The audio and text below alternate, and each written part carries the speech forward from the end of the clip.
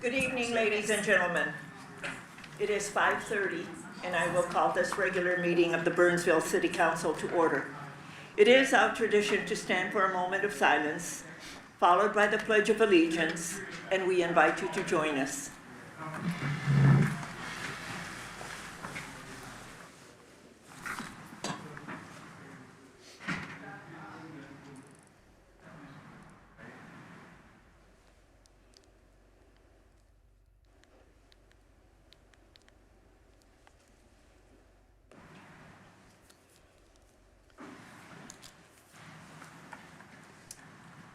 I pledge allegiance to the flag of the United States of America and to the republic for which it stands, one nation, under God, indivisible, with liberty and justice for all.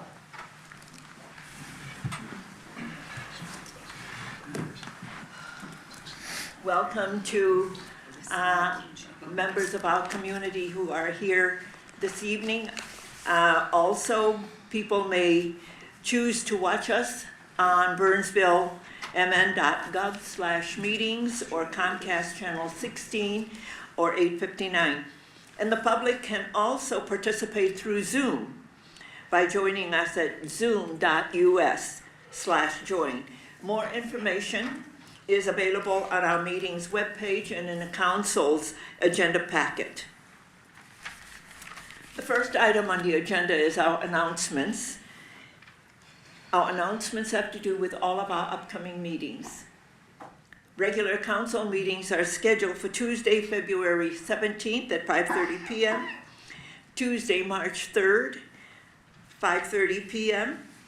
We have a work session that's scheduled for Tuesday, February 10th at 5:30 p.m., and we have our annual off-site work session that's scheduled for Friday, February 6th at 9 a.m., and that meeting will be held at the Ames Center.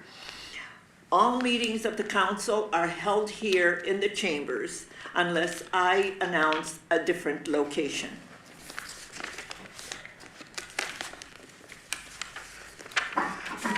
The next item is citizens' comments. This is the opportunity for anyone in the audience to address the council on an item that is not on the printed agenda and not an application form that will be coming before us at a future date.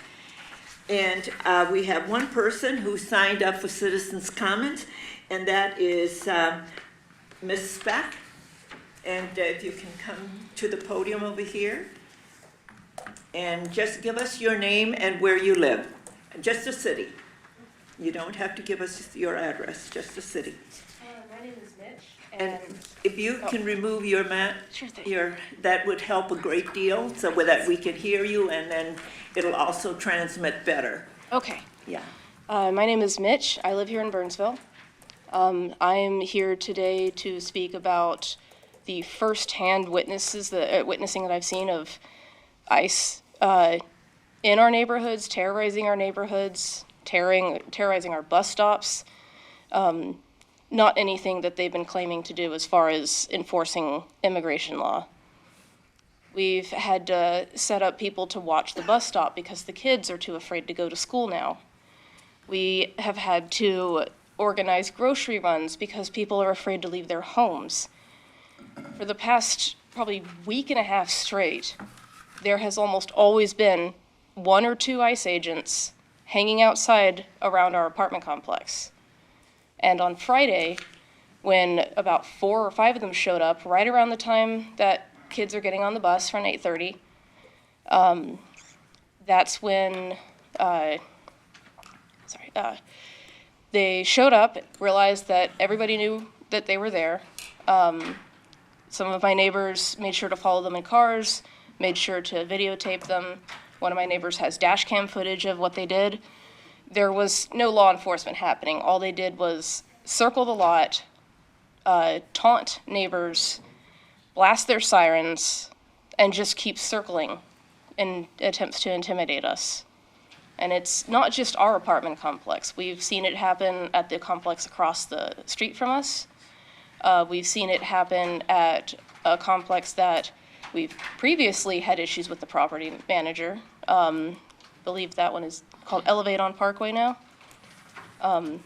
Thankfully, our property management is making sure to keep us informed and safe. But I was stunned to find out that the property manager over at Elevate on Parkway is allowing ICE agents in, calling people to tow vehicles so when they come out, they can get arrested, and letting them sleep in the garages, letting ICE agents sleep in the garages that you have to pay extra for. So when people are trying to leave in the morning, they're getting picked up.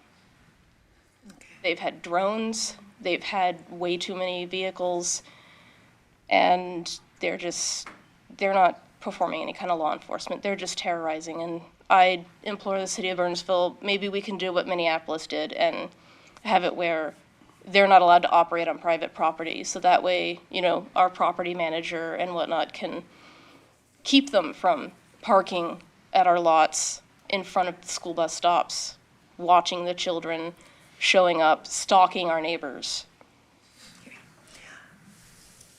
I'm very sorry that you're experiencing all of that. This is something that we don't like to see in our community, and you're right, it is intimidation tactics. I commend you all for taking care of each other and making sure that you're safe. So you're exercising your First Amendment rights, and I just implore you, be safe and take good care of one another. We'll do the best that we can, and at the end, if you can have, I would say that Mrs. Henderson can take at least the apartment building that you're talking about, because we don't want to have any addresses, so we don't want that getting out, but we know who you are and that you are a resident of Burnsville and where you're having some of those activities, just so that we know. Okay? But please be safe. Okay, and if any evidence is necessary, I can give you emails, I can, And just email, and our staff can help take care of all of that. If there's any criminal activity that you can witness, call 911. okay, On our webpage, there is an immigration's information announcement on that page, so go there as well. okay. Okay? And is there anything that I can pass along to my neighbors who can't be here because they're either too afraid or because they don't speak English? Is there anything that I can pass along to them? Because they're all very scared right now. Yeah, and we all know that everybody is afraid, but the thing is, it's us taking care of one another. And you're doing exactly what you need to do, is go grocery shopping for them if they need groceries. Being kind and respectful and all of that. We're all doing our best under difficult situations and circumstances. But thank you so much for coming in and sharing your experience. Okay, thank you. So Mrs. Henderson, if you can, so we understand where they are at. Okay, thank you. All right, now we move.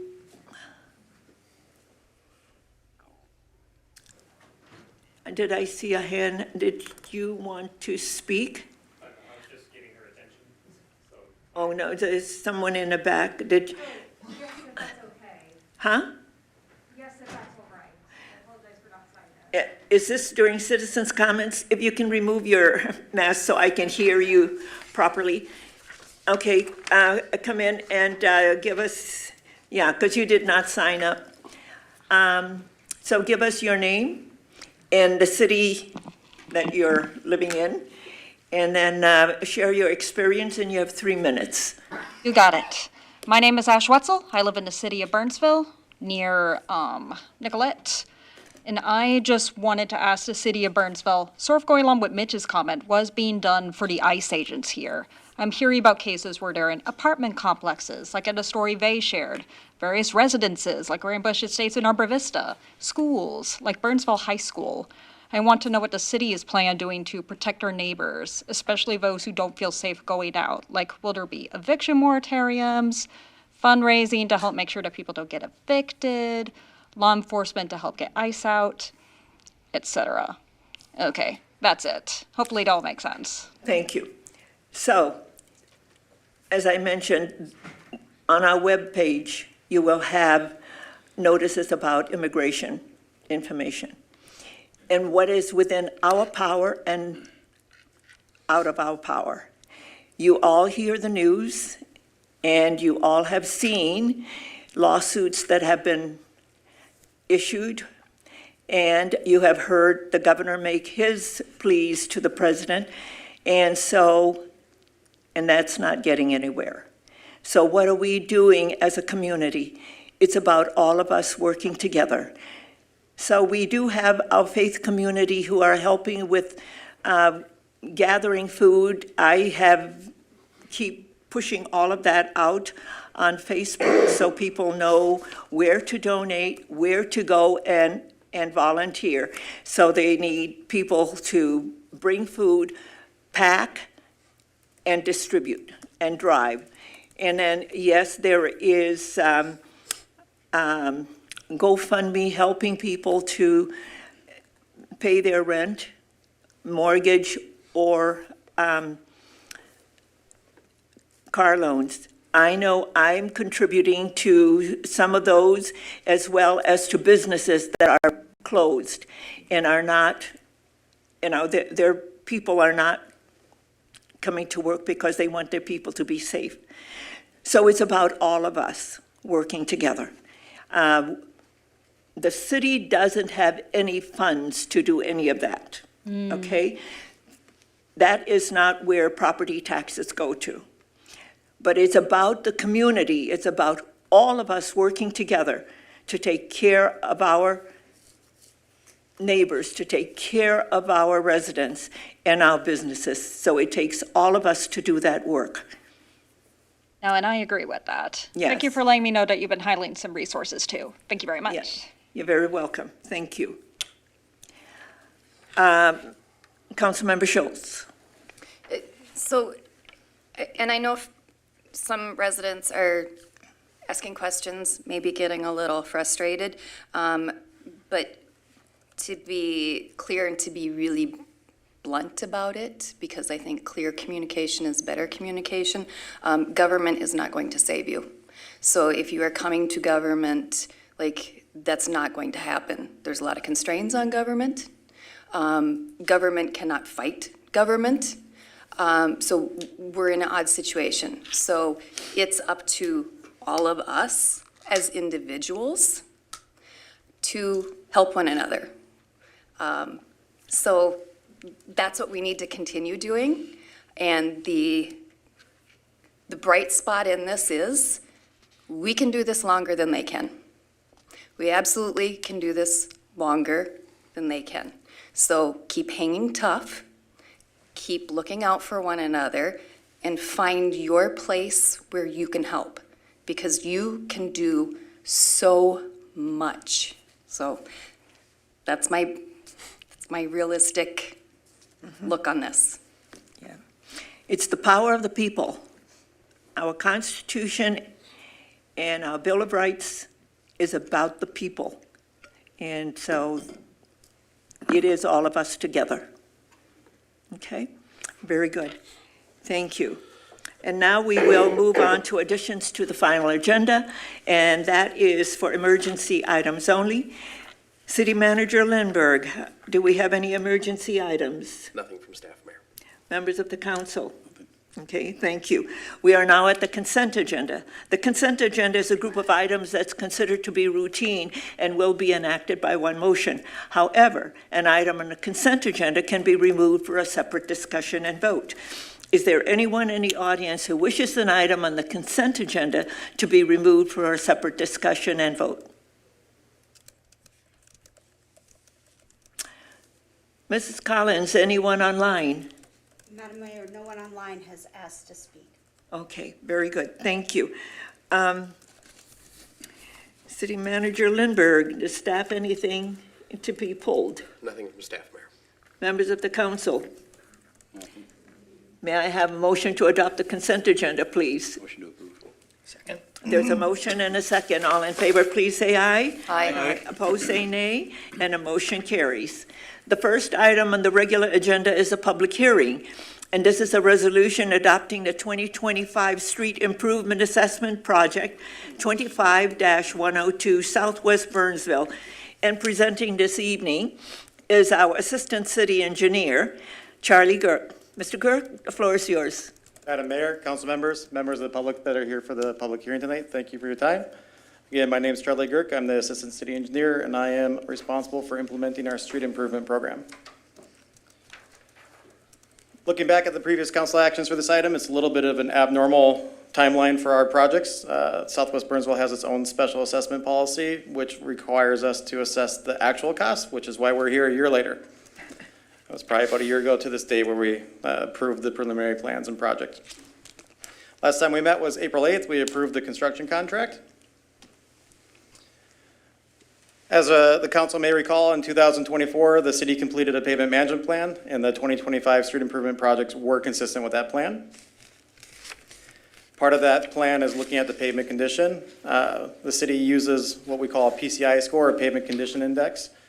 We look at it on a scale of 0 to 100. 0 is a gravel road, 100 is a brand new road. Looking at the southwest side of the city down here, we can see that the roads were either in critical, poor, or fair condition, meeting the requirements for some sort of improvement.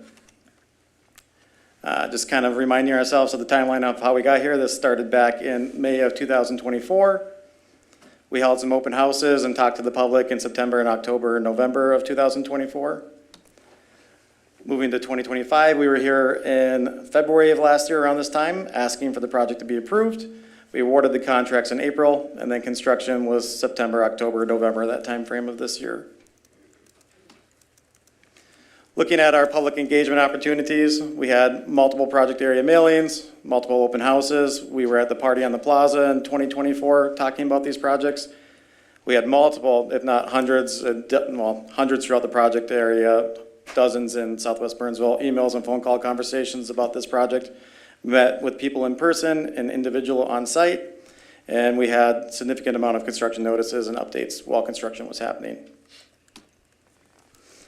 Council may recall that in February of last year, they approved a 2.5-inch mill and overlay construction strategy with significant repairs of the base and subgrade.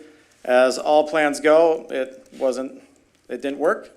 When we went to go remove pavement, we found that the information we had wasn't quite adequate, and that most of the pavement in the project area was less than 2.5 inches. So we essentially removed all the pavement on Alcana and on Valley View Road, and we put back 3 inches of pavement there. And then on Crest Drive, we did have an adequate amount of existing pavement, so we removed that pavement and put back 2.5 inches.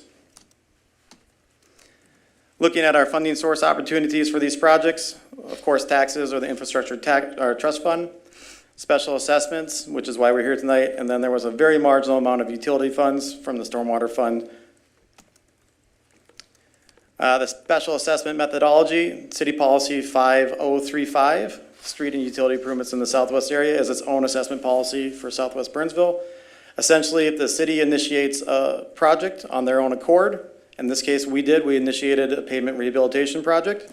The city will pay 60% of the cost, while the assessed property owners will pay 40% of the cost, and that's based off the actual construction costs, administration, and engineering costs. Those costs are then divided by essentially unit charges.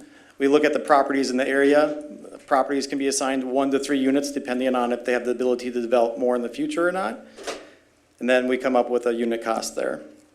Those properties that are larger, that receive multiple units, those costs are deferred until the property is either subdivided or that additional unit is developed.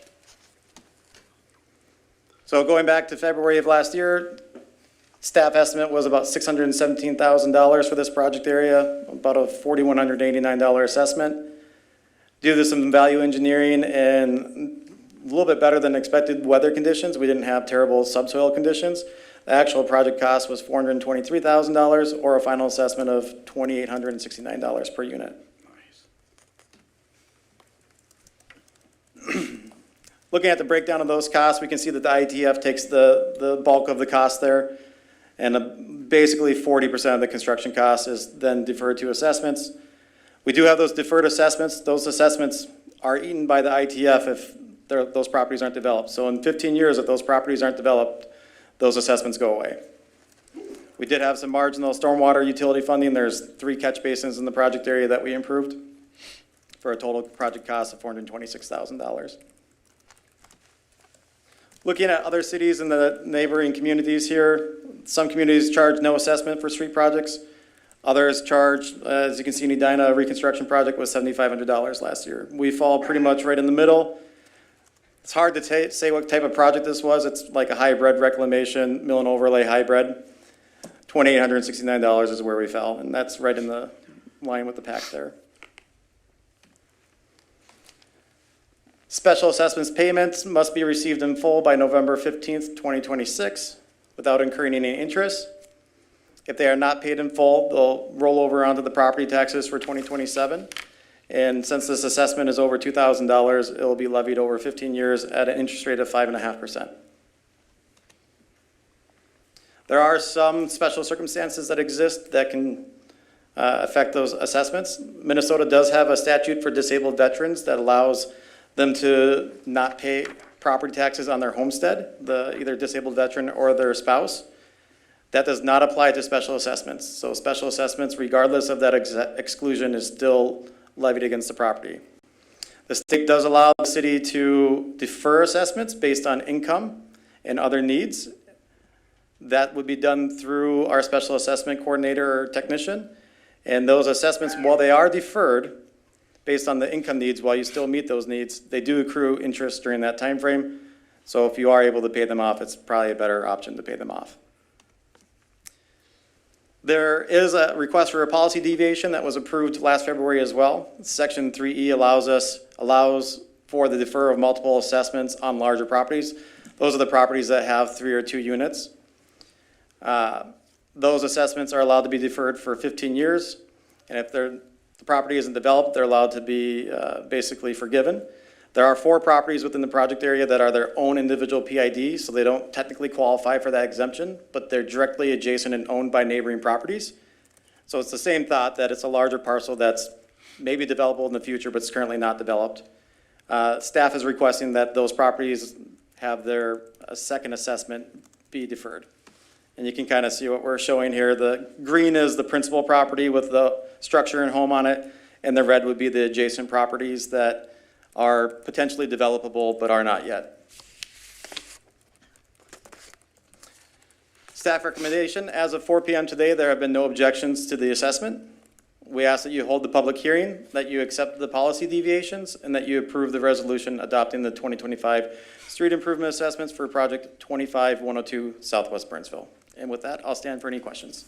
Questions for Mr. Girk? Thank you so much. And now I will open a public hearing. Is there anyone who wishes to speak to this item? Anyone who wishes to speak to this item? Yes, please come to the podium and give us your name and address for the record. Sure. My name is Spencer Kaufman. You want full address, street number, everything? Just the street? Not the street number, but just that you're in Burnsville, but Sure. you'll need to give it to the clerk so that we all You know where I am, yeah. Okay. Because this is, Yeah, I'm in Burnsville. Yes. Southwest Burnsville, where you're doing the street project. So I have a couple of questions. On the brochure that we received, there was a line in there about having like sewer and water lines being replaced. Is that only on the street side, or is that, because it made a comment about like you guys would repair our lawns but not the landscaping, so are you doing the sewer and water service lines as well to the houses? Mr. Girk. Madam Mayor, thank you. In Southwest Burnsville, there are no private utilities or public utilities. It's all septic and well. So there were no improvements to the water main because there is no water main, and there was no improvements to the sanitary sewer because there is no sanitary sewer. Okay. So you're saying all the houses in this project area are on septic and well, they're not on city water? Correct. So the brochure you received is For future? the brochure you received is our boilerplate brochure for all city projects. Okay. Southwest Burnsville has its own unique circumstance going on. It's the one part of the community that still isn't fully developed into a modern state with sewer and water. So, Okay. Are you interested in getting Well, services? I'm confused because I'm pretty sure our house is on city water and sewer, but I must not be I'm correct. going to have you talk to Mr. Girk afterwards. That's a good So that idea, there's some yeah. clarity for Okay. you on your address and your property and where it's located. Okay, Because there are some parts of southwest Burnsville that has public utilities, but then there are a lot in that whole area that is on private. okay. So, Mr. Girk, if you can share your card with, absolutely, Madam Mayor. Also, Engineer Vlasty's out in the lobby there, and he could speak to him right now as well. I see, he just waved at me. Thank you. Our city engineer is out there, and he can help you identify all of that. Thank you. You're very welcome, yes. Okay, anybody else who wishes to speak, please come to the podium and give us your name. And we're trying to be very careful about your address because we don't, but we want to know that you're a Burnsville resident. I'm a Burnsville resident in the Crystal Lake area. Okay, and then your name, please. Christopher Scottigard. Okay. My question is on the 3 Crystal Lake area projects, how much is related to the new senior apartment complex over by Grace So that's a Lutheran? different. That's the next That's- public hearing. That's Madam the Mayor. next one. We're doing Southwest Burnsville. So you can come up when we get to that one. Oh, not Crystal Lake? Is No, not This one is Southwest? just Southwest Burnsville. Okay. Okay, yeah, Hang by. yeah. That'll We're come. almost there. Yeah. Anybody else for Southwest Burnsville? Seeing no one, is there anyone on, online, Mrs. Collins? Madam Mayor, no one online has asked to speak. Okay. I will now close the public hearing. Members of the council, your pleasure. Motion to approve. Second. There's a motion and a second. All in favor, please say aye. Aye. Opposed, say nay, and the motion carries. Now, the next public hearing, this is the resolution ordering the improvements, approving plans and specifications, and ordering the advertisements for bids for the 2026 street improvement project. Mr. Girk, our Assistant City Engineer is presenting. The floor is yours. Thank you again, Madam Mayor. Again, my name is Charlie Girk. I am the Assistant City Engineer, and I'm responsible for our street improvement program. Tonight, we're going to talk about the 2026 street improvement program and the projects that are in it. Again, as a reminder, in 2024, the city did complete a pavement management plan, and in 2025, the city completed a horizontal infrastructure plan. The proposed 2026 street improvement projects are consistent with those plans. Looking at the project areas for the 2026 street improvement program, we'll kind of work our way from the northeast to the south. In the northeast, we have 3 identified project areas, 2 streets. So River Hills Drive is a reclamation.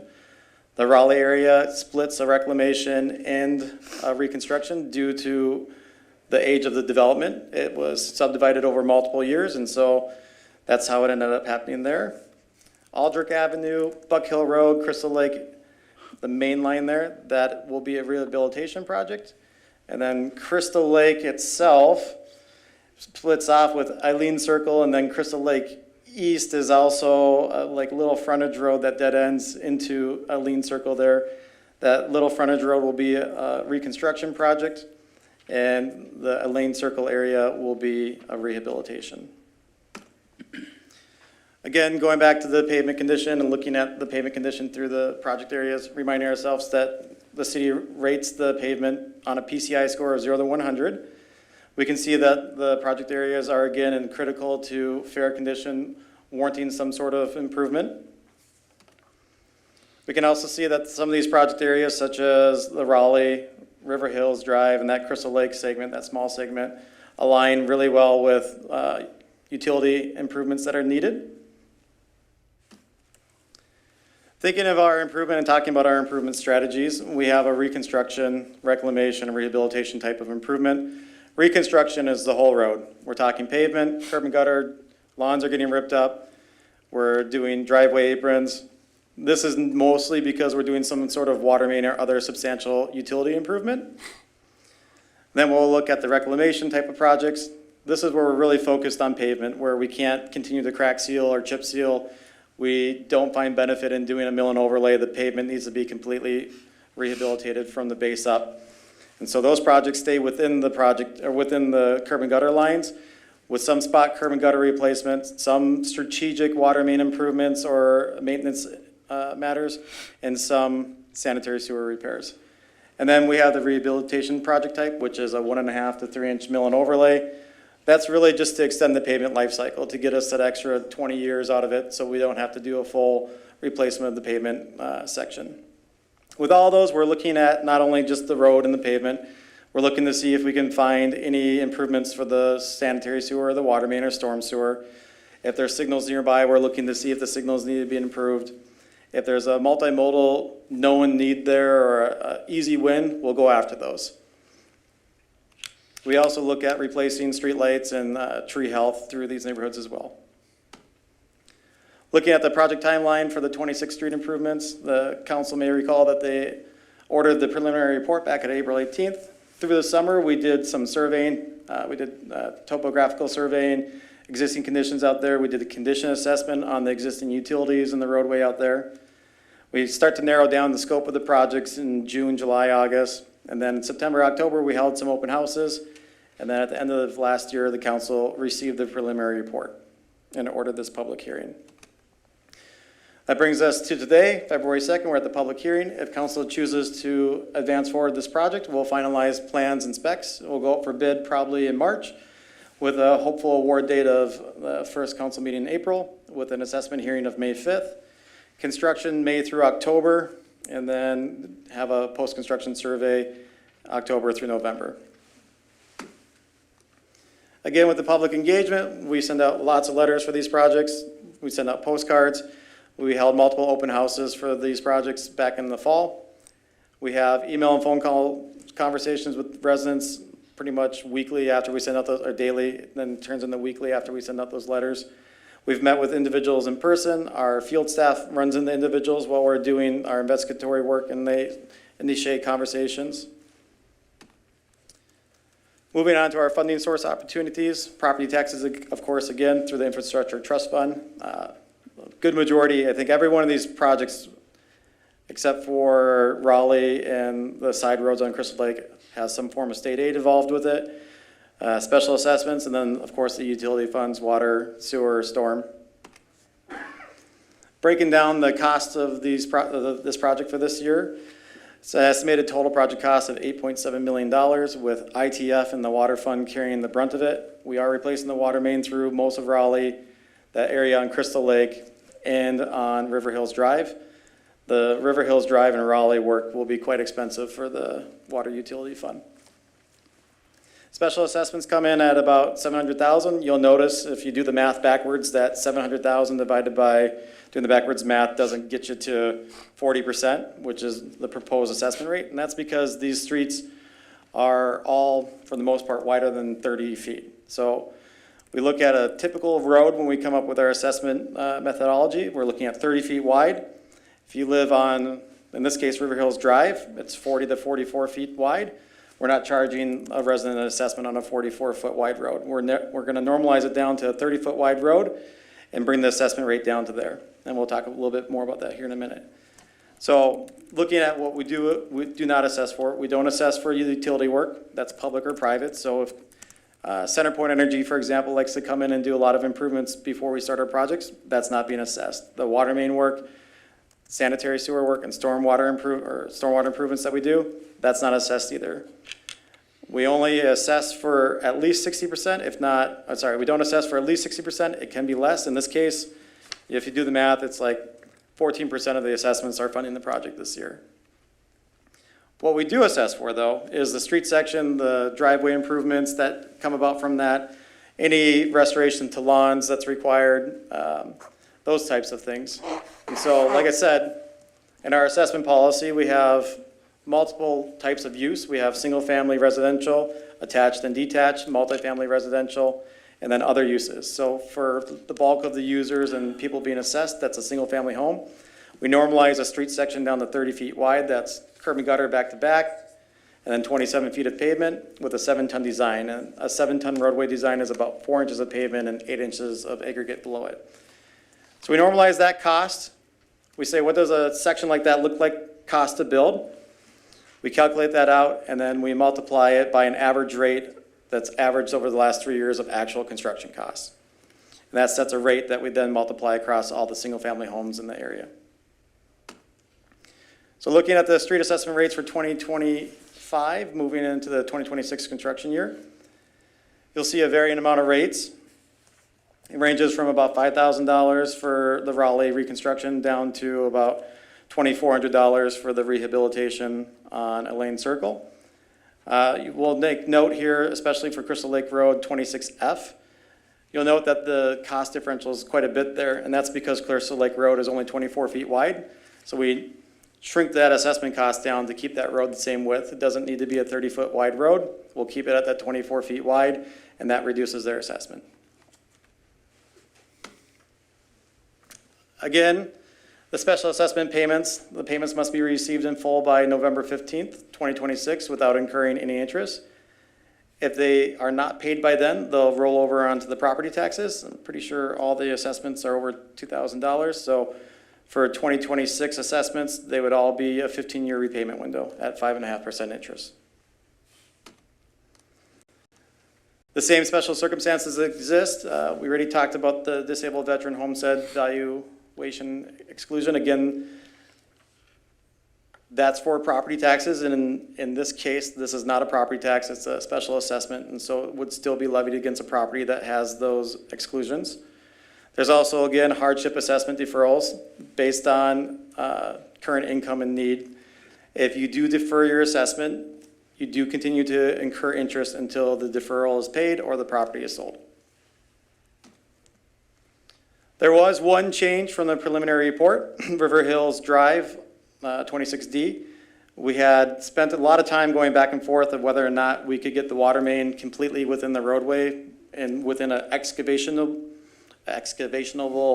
limit. We have determined that we can do that, and by keeping the new water main alignment within the roadway completely and not having to remove that north curb line, we're able to change that construction type from a reconstruction to a reclamation, which reduces the rate to $2,600 approximately.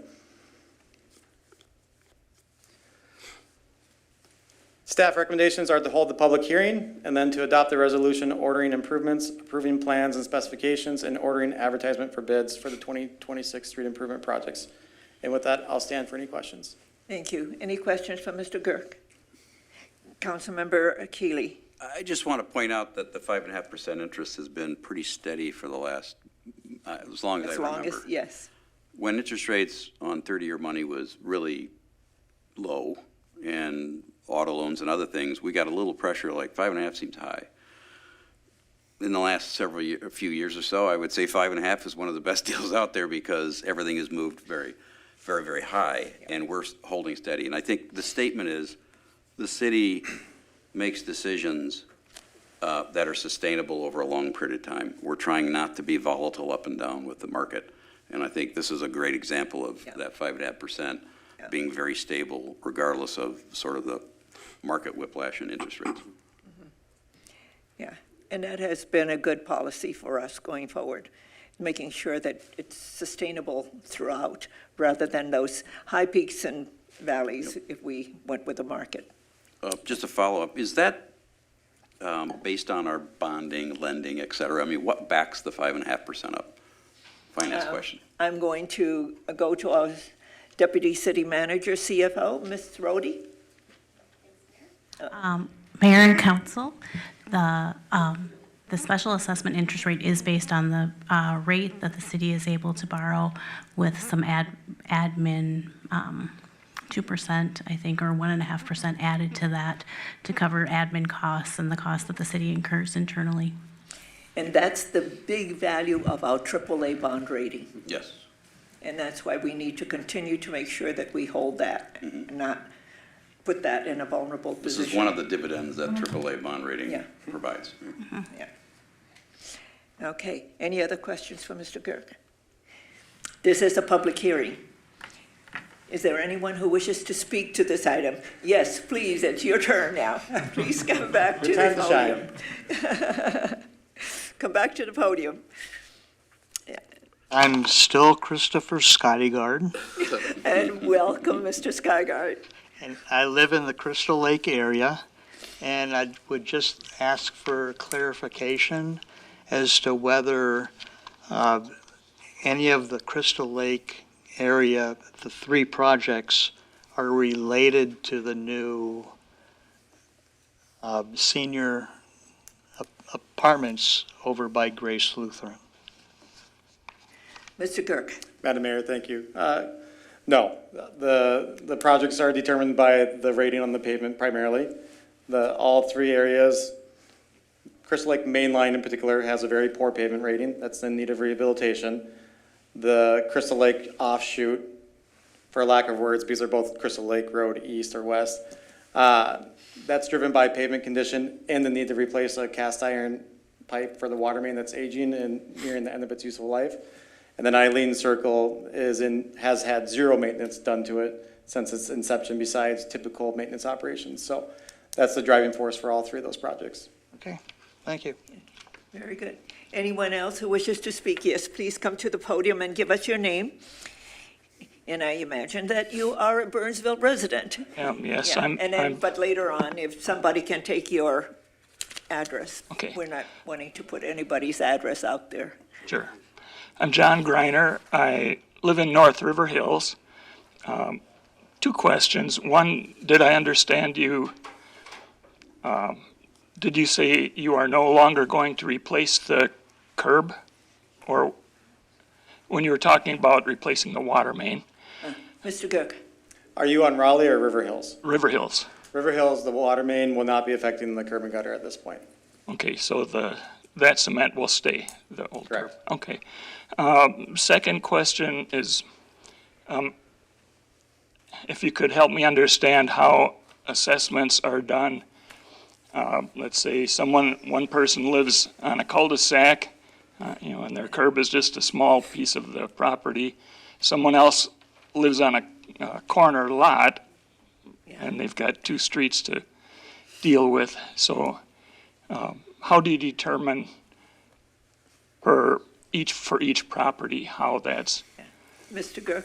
Madam Mayor, thank you. It's not an individual assessment per property. It's an aggregate assessment for all the properties that is equal across the board.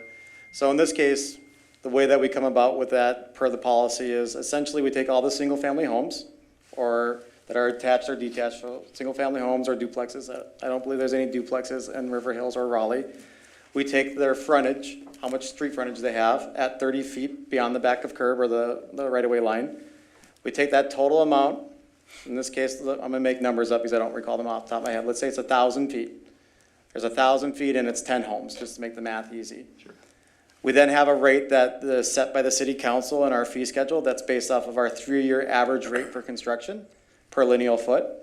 So let's call it $100 to again make the math simple. So 100 times 1,000 lineal feet is $100,000. We have 10 homes. That would be a $10,000 assessment, but we're not done there because that's the total cost. So then we reduce it by 40%. Okay. And actually that 40% is already in that lineal foot number. So it would be a $10,000 assessment in that scenario. Yeah. Very good. So Thank you. everyone gets a fair shake at it within the project area. Yeah. And the corner house, Yeah. they win, but Yeah.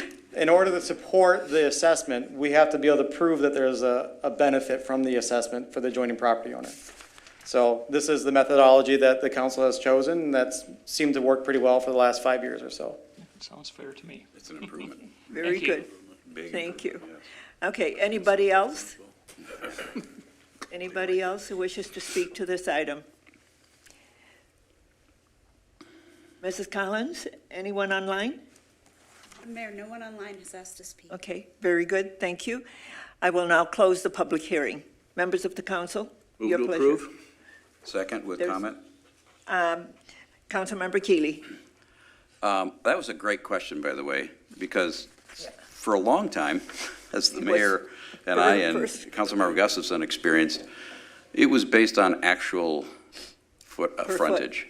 Yeah. Corner lots were getting unfairly penalized, cul-de-sac lots were being unfairly benefited, large lots in southwest Burnsville were getting heavily penalized, and it didn't make any sense, because everybody really kind of benefits from the street improvement equally.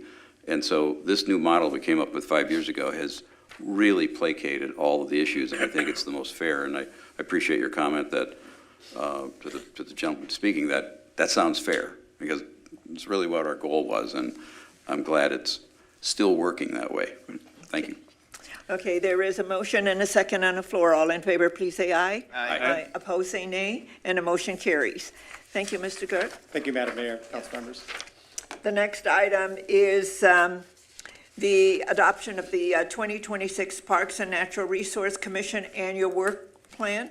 And presenting this evening is our PNRC Chair, Mr. Doug Hansel. Mr. Hansel, the floor is yours. Okay, very good. Madam Mayor and members of the council, thank you so much for the privilege of presenting our annual work plan to you at this time. Our mission is to advise City Council and the staff on parks and natural resources issues. We like to support guiding and developing the improvement, renovation, and the management of our parks systems. And we advocate for the responsible use, preservation, and enhancement of our natural resources.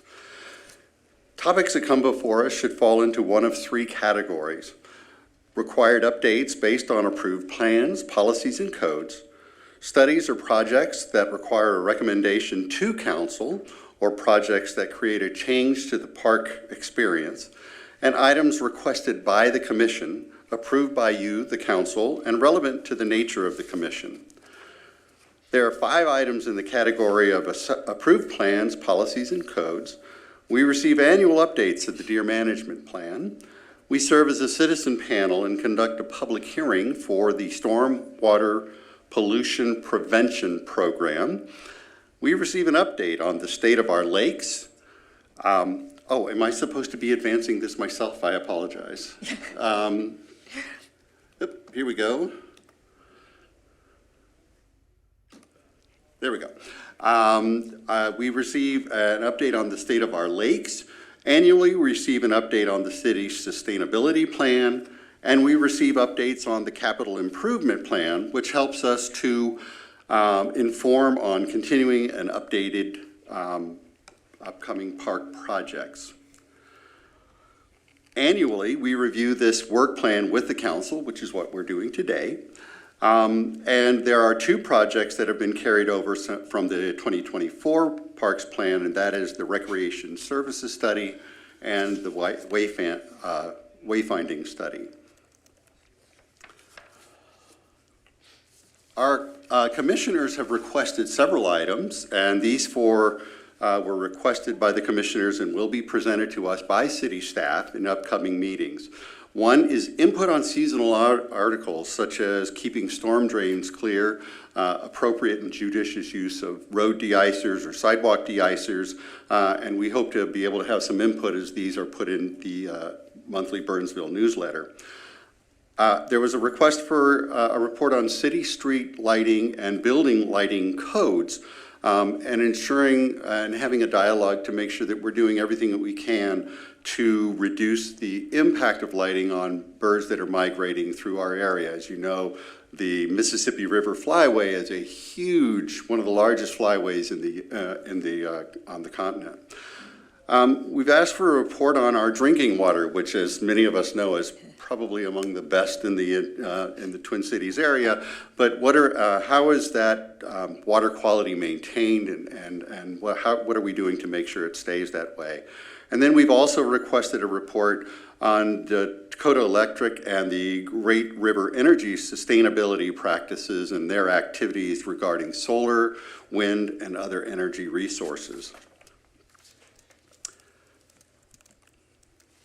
We've also requested a tour of the Kramer Quarry, and as you all know, or probably know, the Kramer Quarry is responsible for a large amount of the water that the city of Burnsville uses, and our tour was to find out exactly how we can, exactly how the water levels in that quarry area actually impact our use of groundwaters.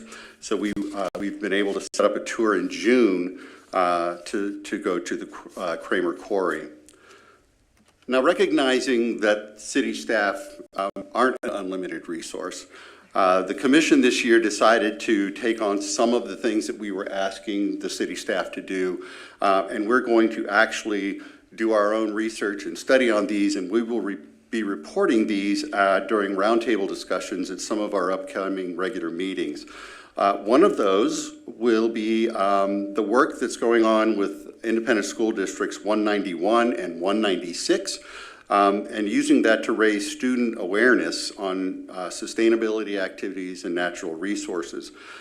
We're hoping that some of those students will want to make reports to the Parks and Natural Resources Commission, and a secondary goal of that, of course, is to have the students get an understanding of how local government actually works. One of our commissioners and others have been involved in, are involved in looking at water restriction studies and how do we compare to other local communities. We know through some of our other visits that there is a balance between conserving water and using enough water to keep paying to have good water. So how do we balance that out? How do we compare with other communities? How do we find that sweet spot when it comes to maintaining both sides of that, of that level? Looking at adding a biodiversity index to the sustainability dashboard, and this will recognize and promote having a diverse flora and fauna in the city that improves the quality of life for all of our citizens. And then an update on Tennessee Park. Tennessee Park has a long history of indigenous peoples in that area, and we'd like to get a better feel for what that history looks like and how that has changed as the boundaries of the park have changed. As you all know, and we all look forward to, we have our annual parks tour in August, and it's a great time for us to all be together and see how the work in the park is progressing and how those park projects have progressed firsthand. This is our meeting schedule, and as you can see, we're already in February, and we do have a couple of open meetings that we will probably use to and fill that time with our own members' reports and roundtable discussions, and it also gives us some flexibility in case other things have come up. I'd be happy to entertain any questions or comments at this time. Mr. Hansel, you all have done exemplary work because you've done some things that we've never heard of. The commission members wanting to do some work around the topics of assisting to raise student awareness and sustainability. I mean, you're diving into areas and getting a better understanding of our sustainability plan, and you're asking to have another portion of that dashboard to reflect what's going on with that area with the natural resources. I really am pleased with some of the things that you all are looking at, and with Tennessee Park, I'm sure that staff will have you when you're doing it, because I think, if I understand you correctly, you're all going to be doing this instead of adding to staff. You're doing some of this work. Yes. So again, when we started laying out in our work planning the things that we were interested in doing, city staff were like, well, we can do these things, but we simply don't have the wherewithal, we don't have the time, we don't have the capacity to take on all these other projects. And I was really very pleased with the members of the commission because they all just basically went, okay, then we'll do it.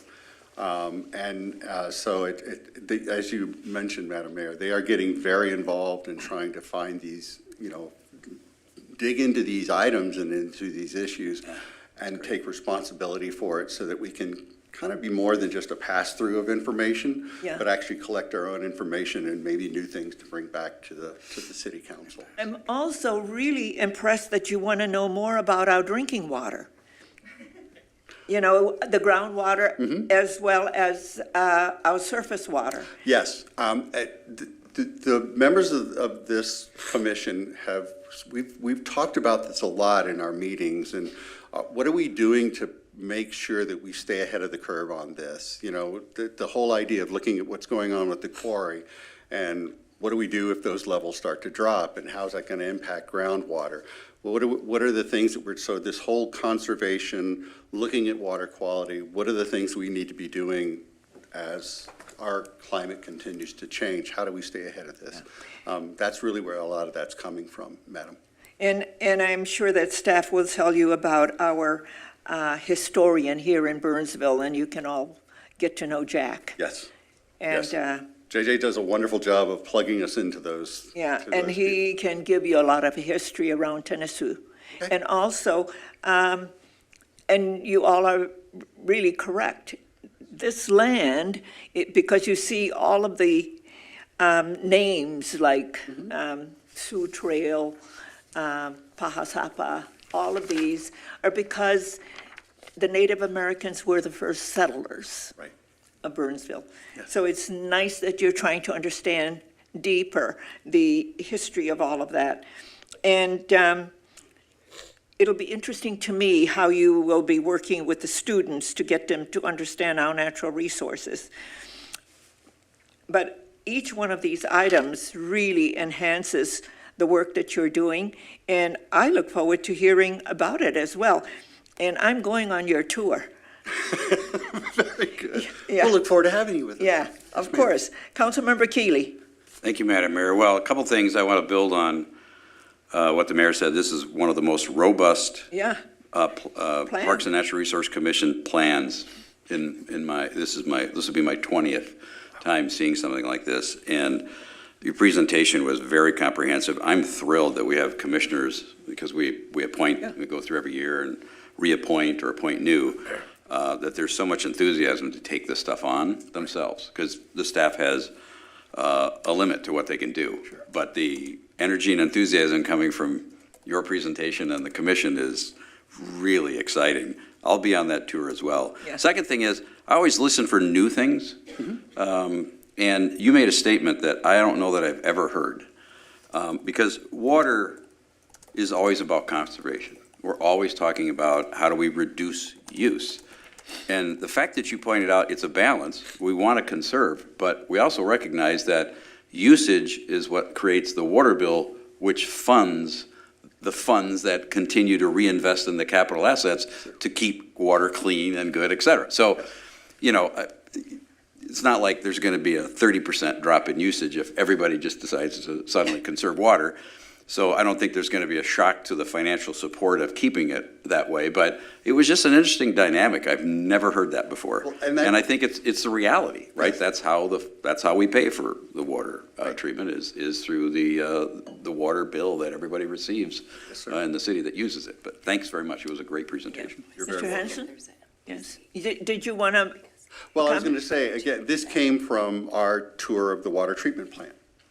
And again, the commission is going, well, what do we do to cut back? What do we do to cut back? And the people who run the water treatment plant are going, well, if you cut it way down, then we won't have the funds to maintain the quality of water that you currently have. So it is this, It's a how do we balance. balance it out, and how do we achieve both of those goals, which is not an easy thing sometimes. No, and I don't want to imply that, just go ahead and use as much water as you want. It's a good thing to use it and run the bill, but, you know, it is, we all want to conserve, because drinking water is a precious, defined supply, and we're fortunate to be in the upper Midwest. I have family that lives in Southern California in the desert, and they don't have as good of a time as we do. And the other parts of this that come into it, council members, is that, you know, what are the other things, and this leads eventually into what are the other things we do by putting in native plants and encouraging those kinds of things, those plants that use less water.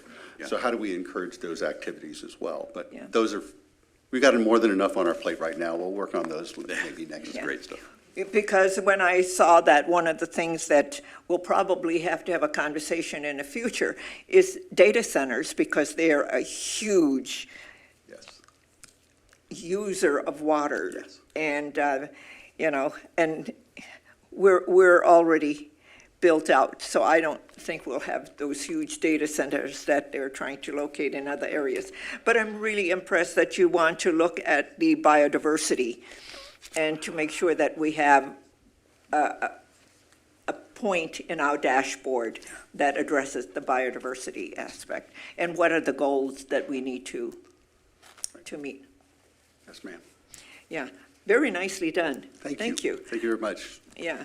Members of the council, I need a motion to approve the work plan for PNRC. Motion to approve. Second? There's a motion and a second. All in favor, please say aye. Aye. Opposed, say nay, and the motion carries. Members of the council, there are no other items to come before us this evening, and a motion to adjourn is in order. So moved. There's a motion Second. and a second. All in favor, please say aye. Aye. Opposed, say nay, and the motion carries. Good night, and thank you for being with us.